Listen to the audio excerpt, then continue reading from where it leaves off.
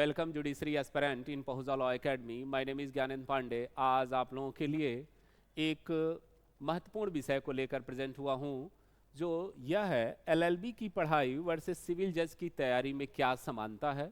यदि आप LLB graduation कर रहे हो या कर चुके हो 3 ईयर में या 5 ईयर में, तो लॉ की जो भी पढ़ाई आप पढ़ रहे हो अपने एकेडमिक के दौरान, वही सिलेबस थोड़े बहुत अंतर के साथ हर स्टेट के जुडिशरी के एग्जाम के लिए पूछे जाते हैं।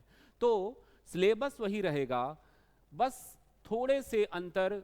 अगर मान लो बिहार का एग्जाम दे रहे हो या यूपी का या एमपी का, तो वहाँ कुछ लोकल लॉज पूछे जाते हैं, माइनर एक्ट पूछे जाते हैं, जो आप अपने एलएलबी के दौरान नहीं पढ़े हो। लेकिन जितने मेजर लॉ आप पढ़ते हो वह अधिकांशतः हर स्टेट में जुडिशरी के एग्जाम के लिए भी वही सिलेबस में रहते हैं। इसलिए आप अगर एलएलबी कर रहे हो या करने की सोच रहे हो, तो आप सीरियस होके उस पेपर को पढ़ें, अपने एकेडमिक के दौरान अपना एक कंसेप्ट डेवलप करें, क्योंकि वह पेपर आपके जब जुडिशरी की तैयारी करोगे तो वही पेपर आपके लॉ के सिलेबस के तौर पे, सिविल जज के सिलेबस के तौर पे वह रहेगा। अब अगर आपने उसको सीरियस नहीं पढ़ा, उसमें आपने कंसेप्ट डेवलप नहीं की, जैसे सीआरपीसी, सीपीसी या एविडेंस, अब तो यह बीएनएस हो गया है, तो उस दशा में आपको एलएलबी के बाद अगर आप सिविल जज की तैयारी करना चाहते हैं तो थोड़े आपको समय लग सकते हैं, क्योंकि आपको उस समय उस सब्जेक्ट पर एक पकड़ बनानी पड़ेगी। इसके लिए आपको पढ़ना पड़ेगा, आपको कोचिंग ज्वाइन करनी पड़ेगी। तो अगर आप एलएलबी कर रहे हो और आप फ्यूचर में सिविल जज बनना चाहते हो, तो आपके सिलेबस जो आप एकेडमी में पढ़ रहे हो वह सेम सिलेबस रहते हैं। थोड़े बहुत अंतर हर स्टेट में रहेगा, लेकिन मेजर सब्जेक्ट वही रहेंगे। अतः आप उसको सीरियस होके पढ़ें, उस पर अपने टीचर से पूछें। अगर कोई चीज़ नहीं समझ में आ रही है तो आप उस पर कंसेप्ट अपना डेवलप करें।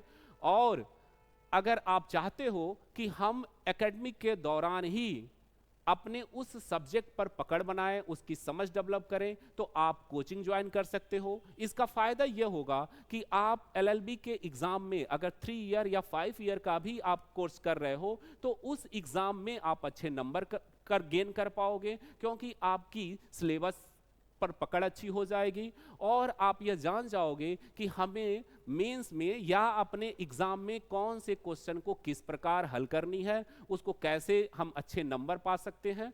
तो एलएलबी के दौरान आप अगर चाहते हो कि आप सिविल जज की तैयारी करोगे या बनना चाहते हो, तो उस दौरान भी आप अच्छे से उस सब्जेक्ट का प्रिपरेशन करो, उसकी समझ रखो, ताकि आपको कम समय लगे जब आप फ्यूचर में जज बनने चाह रहे हो। क्योंकि सिलेबस सेम रहेगा, एग्जाम का पैटर्न बस थोड़ा सा चेंज हो जाएगा। सिविल जज के लिए आपको एक अच्छे तरीके से समझ डेवलप करनी पड़ेगी, पेपर के पैटर्न को समझना होगा, मेंस के पैटर्न को समझना होगा कि हम मेंस की आंसर राइटिंग कैसे करेंगे और किस आधार पर हम अच्छे नंबर प्राप्त कर सकते हैं। इसके लिए आपको प्रैक्टिस करनी पड़ेगी। और अगर आप इसमें सुधार अपने एलएलबी के दौरान ही कर लेते हैं, तो आपके लिए सिविल जज बनना आसान हो जाएगा। कम समय में भी आप सिविल जज बन सकते हो। तो ऐसा यह ना समझो कि एलएलबी हम पास करेंगे बाद में हम तैयारी करेंगे, तो फिर आपको थोड़े से ज़्यादा मेहनत करने पड़ेंगे, आपको एलएलबी के बाद ज़्यादा मेहनत करने पड़ेंगे। अतः आप साथ साथ भी एलएलबी के दौरान भी आप अपनी तैयारी ऐसे रखो कि आप जैसे ही एलएलबी की डिग्री आपको मिलती है, आप जैसे ही एलएलबी कंप्लीट करते हो, क्योंकि केवल आरजेएस को छोड़ के अन्य स्टेट में एलएलबी करने के बाद ही आप सिविल जज बनते हो। तो इसलिए आप अपनी तैयारी अभी से प्रारंभ कर दो। अपने सब्जेक्ट पे जो आप एकेडमिक के दौरान पढ़ रहे हो वही सिलेबस सिविल जज का है, और उस सब्जेक्ट पर अच्छे से पकड़ रखो, अच्छे से समझो और उसको अच्छे से अपने टीचर से समझो। तो इसी इंफॉर्मेशन को देने के लिए मैं प्रेजेंट हुआ था। धन्यवाद।